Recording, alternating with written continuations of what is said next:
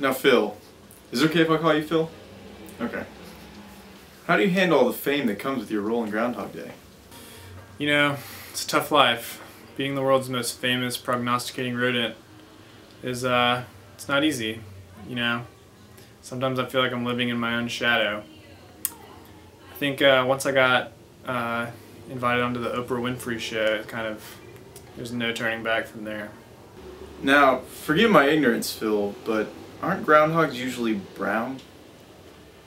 Yes, typically groundhogs are brown, and yes, I am white, and that's mainly due to the fact that I am extremely old, 150 years old, minimum, and when people get old, and when groundhogs get old also, their hair just turns white, so that's why I'm white. So how did you get into this business of prognostication, Phil? Yeah, I think I got my start, you know, about 150-ish years ago. I was just hanging out back in my hometown, Gobbler's Knob, minding my own business, and Talent Scout rolled through, saw me, knew I was good, and next thing I knew, I'm predicting the season for the rest of the world. And yeah, it's a pretty big deal, but I mean, who am I to ignore the call? Was it tough to leave your hometown, Phil? Yeah, leaving my hometown was tough, but you know, I really wanted to succeed, so I thought the only way to do that was to take my talent somewhere where I'd be surrounded by some better groundhogs. So that's what I did. What do you have to say about these imposters like French Creek Freddy and Mountain Maryland Murray and Gus? As far as the imposters go, it's not really that big of a deal. Generally, I'll just have one of my human liaisons from the Groundhog Society look into the matter and take care of it in the most polite and respectful way possible. My sources tell me your predictions have been accurate 39% of the time since 1887. Are you bummed about your inability to perfect the job you've had for the past 125 years?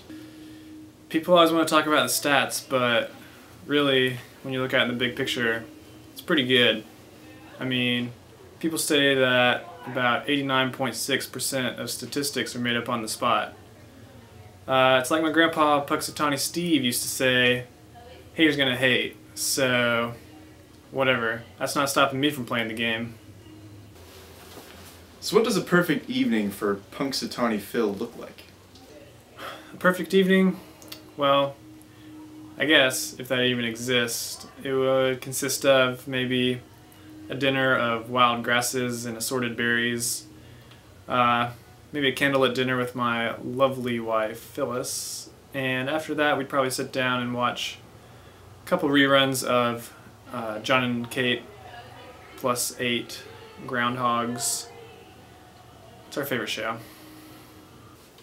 Before I let you go, Phil, since you have an edge for making predictions, do you have any idea who will win the Super Bowl? The Super Bowl, well, being a Pennsylvania man, I'd say no doubt it's going to be the Steelers in a landslide. Hate to break it to you, Phil, but the Steelers were knocked out by the Broncos. Beat by the Broncos? I don't think even that I could have predicted that. That's okay, Phil. You do live in a hole in the ground after all. Can't expect you to know everything.